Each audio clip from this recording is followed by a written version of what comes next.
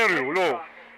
მაგრამ ბავშვია შეხედე ჯულო რაღაც უნდა მეკავოს ბავშვი ამიხსენ ვინ არისო მოვიდა თუ დაარღვევსო ხო არ გეუბნება თუ დაარღვე შეიძლება თავი გაუტეხო კაცო ეგ რა გეუნე ვინ მაგა რატო უნდა გაუტეხო თუ დაარღვევს უკან ახეს მოიწია თუ დაარღვევს თუ ამას იზავს თუ იმას იზავს არ შეიძლება მო ეგეთი მიმართვა პოლიციელები ხარ და ბავშვი სხვანაირად უნდა ელაპარაკოს რატო ყვირი ხარ იმიტომ გადავლე არ მესმის არა ხარ მართლები ვარ მართლები ეხლა გადი რეჯა იქით გადი ბიჭი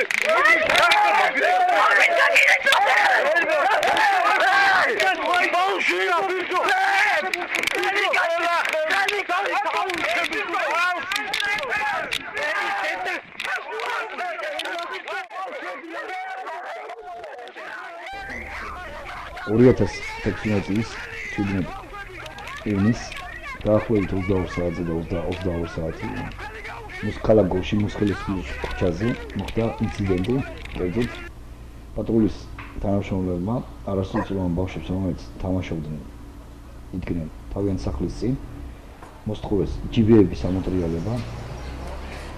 ბავშვი შეეკითხა ბავშვები რატომ უნდა ამოატრიალებინათ, მათ კითხეს როგორც ბავშვები იძახიან, კითხა პატრულმა ეს მინისტრის ბრძანებაა. ბავშვებმა მოატრიალეს რა თქმა უნდა ჯიბეები და ემორჩნენ პატრულს. აღნიშნული პატრული იმ წუთში ახორციელებდა ერთ-ერთი ავტომანქანის შემოწმებას, ჯარიმას უწევდა საერთოდ გაუგებარ მიზეზის გამო, იმიტომ რომ გაჩერება შეიძლება და მწყურთან ქონდა ლაპარაკი და ბავშვები უცქერობდნენ უბრალოდ ეგ.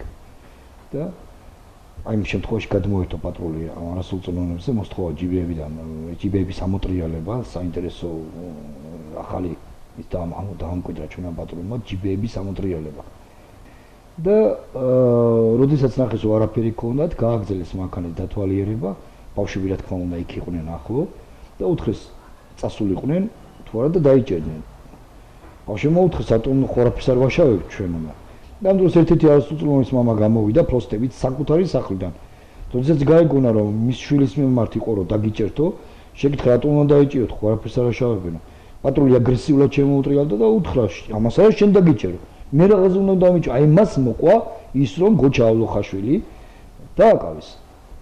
და იმ პერიოდში, როდესაც აკავებდნენ, მის შვილს დაარტყეს არასრულწლოვან 13 წლის ბავშვს სახეში, მას აქ დაზიანება მიღებული და დის გოგონას დიახ. მიბჯენით ია როგორც თვითმხილველები აცხადებდნენ, მიბჯენით იარაღს უშვებდნენ არასრულწლოვანს და ქალბატონს. არ ვიცი რამდენად სწორედ მე ნახე კადრები აქვს გადაღებული როგორც ადგილობრივმა მოსახლეობამ გადაიღო ისე პატრულმა. მე გამახსენდა ერთი ფილმი, ალბათ გახსოვთ გიორგი სააკაძის კორჩი ხახანიაშვილის ქართულ სუფრებს აწიოკებს. თუ თქვენ ნახოთ განსხვავება რაიმე ფორმით. ერთ-ერთი ცეცხლის მაგივრად სახლები რო იწვის იქ, აქ პატრულის ის არის მაშუქები, დანარჩენი წივილ-კივილი და წიოკი და უბედურობა იგივეა.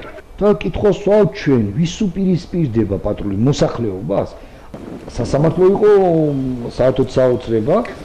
პირველად იყო ჩემ პრაქტიკაში რომ მოწინააღმდეგე მხარე პროცესზე იჯდა იარაღით ის თანამშრომელი რომის მიმართად პრეტენზიები გაგვაჩნია არასრულწლოვანის კონკრეტულად იმ თანამშრომელზე ვერ ვიტყვი ეს ძიების პროცესია მე უდანაშაულობის პრეზუმპციას არ დავარღვევ მაგრამ კონკრეტულად პატრულის თანამშრომელი იარაღით პროცესზე არასწორია და მოსამართლე ფილიშვილმა მე მივეცი უფლება მადლობა ღმერთს არ გვესროლა ახლა მე ითქვას არც მე და არც მოსამართლეს არ ესროლ ჯერჯერობით ეგეთი მდგომარეობა მომავალ პროცესზე ვერ გეტყვით გესრის თუ არა პრესენს მიმართა და გიცემენ პასუხს გამოძიება რა კუთხით დაიწყო საბაგე საღამოდი არ ადმინისტრაციულის გარდა დაიწყო თუ არა სისხლის სამართლის საქმე ხო არ დაიკითხეთ ან რაღაც პრესენს